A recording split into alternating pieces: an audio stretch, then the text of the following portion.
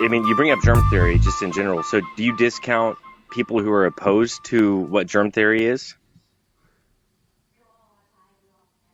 Because there are like scientists. I would have to hear their alternative claim, I guess. I I have the book I mean, like, downstairs. I don't know the author, but there are people who subscribe to germ theory and they have evidence to back it. Again, the book is downstairs. I couldn't give you the author, but multiple people have had occurrences. They have scientific, or in their own sense, scientific study.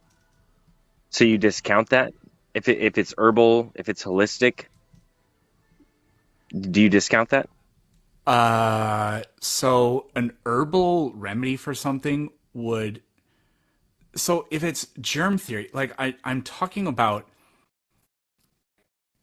germs are bacteria, or technically like what do you call it, like plasmodium, I think, can count, like certain amoebas and things can count as germs too, I believe.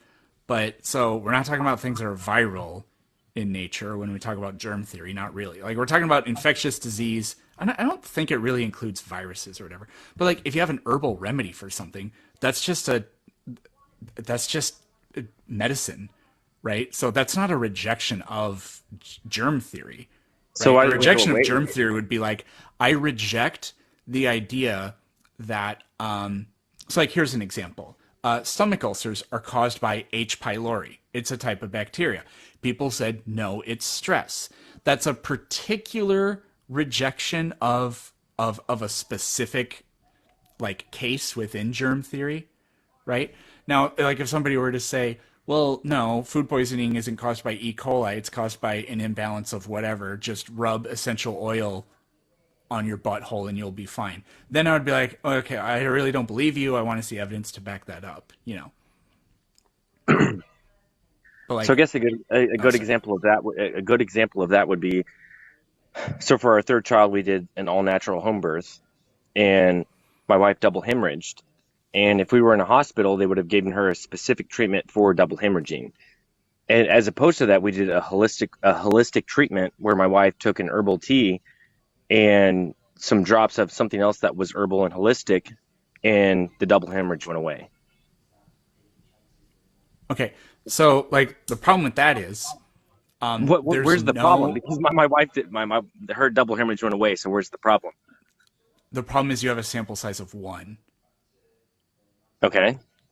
Where you have a great, It's completely irrational to draw conclusions from a sample but size of it worked. one. It worked for my. Why is it any No, different you if it have a was sample. first? I know. Yes, I know, but you have a sample size of one. Okay. This is what do you call it? There's a weird Latin word for it. What the heck is it? It's called.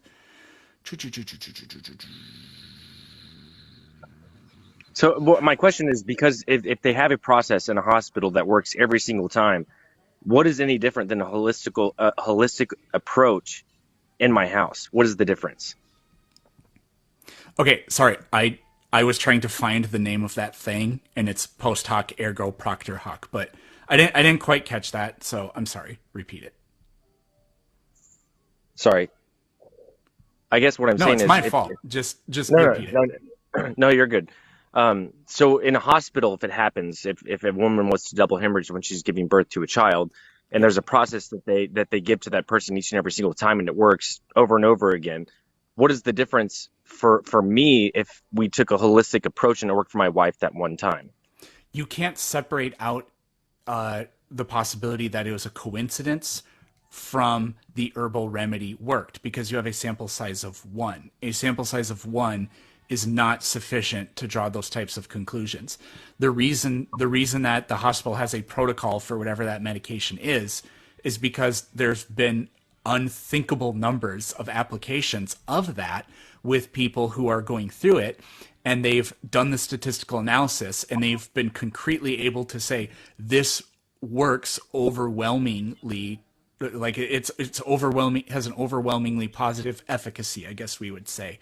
And so it is the best course of action generally to go by that route, because with medicine, uh, because because the amount of time you have is always incredibly, is not always, but oftentimes incredibly sensitive. You have to make quick quick decisions because people's lives are on the line.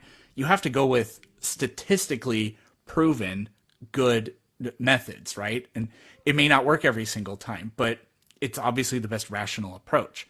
So So, if you go with evolution as true, then for the longest time, that's and before they knew what those herbs were or whatever it is that my wife took. I'm sorry, I don't know exactly what it is. That's completely my fault for the topic at hand. That's how children were born. That's why we are here right now. So why would we go away from something that has worked for so long and take an approach on a medicinal type of approach? Is kind of what I'm asking. uh, well, we know for a fact that maternal rates of what do you call like what is it? Maternal death rates. There's a different term for that. I can't remember what it is. Are orders of magnitude lower in developed countries now than they were even only like 200 years ago, right? Well, So look at the we pop. know. I'm not saying that your remedy doesn't work, but I'm saying that we have extraordinarily strong evidence that modern Western medical interventions have extremely high efficacy. And that may be the case, but you look at countries like India, you look at countries like China, where medicine's not readily available for everyone, and you look at the populations in those countries, and they're in the billions. Right. And that's not due to modern medicine, is what I'm saying. Yeah, but it's not due to what kinds of tea they drink while giving birth. Well, how would it not be the case if they don't have access to modern medicine like we do? Well, if their maternal death rate is significantly higher than ours, then that would be very strong evidence against the case, wouldn't it? But it's obviously not if their population is in the billions, and ours is in our No, population in that's America is not the right around case. That 350 million. No, that wouldn't be the case. That's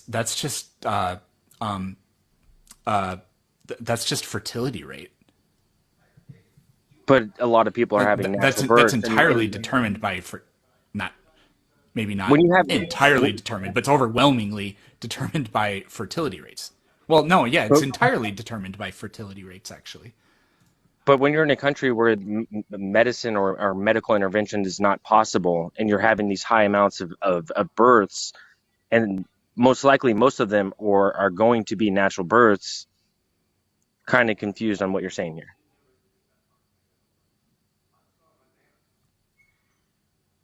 I'm confused too. I'm not sure what point you were trying to make there. The point I'm trying to make is that there are more natural births going on in China or India, where you have massive amounts of people who are having kids, and there's not any medical intervention, and these people are having children. Is what I'm saying. Yeah, but their And maternal death rate is significantly higher than ours. but the population still triple, quadruple what it is in America. Yes, but their maternal death rate is still significantly higher. Like the average woman has more children in those countries than the average woman has children in this country. That is 100% the answer there. It's only fertility rates. Okay. So I want to move on just a little bit, man. And you talk about the Big Bang India, happening. I think India has like, oh, whatever. So like, do you understand the point about like with going back to the tea thing? Like you can't draw conclusions from a sample size of one. I can draw a conclusion based on having three children, and the first child that we had was in the hospital with an epidural. The second child we had was in the hospital without an epidural, all natural, no medication. And then our third child was at our house in a bathtub in water. So I can draw somewhat of a conclusion having Well, three that's children. still a sample size of one because only one of them you chose to have the natural birth or whatever. Like Right, but my even if it was three, three is a horrendously small. Like you could not possibly recommend to billions of people around the world do this because in three instances I saw positive results. obviously that's You not could you that's not cannot how. possibly rule out you cannot possibly rule out coincidences from that. I And mean, it's I not I it's not wouldn't the case draw. that most women die giving birth. I Even wouldn't. even 1,000 years ago, that was not the case, right? So there's nothing that we can definitively say about in 3 instances somebody drinking tea and their children didn't die that proves anything at all, It's not that my child was going to or die. It's that that that it my fixed the wife. Yeah. hemorrhage. That my wife. Yes. Correct. Yeah.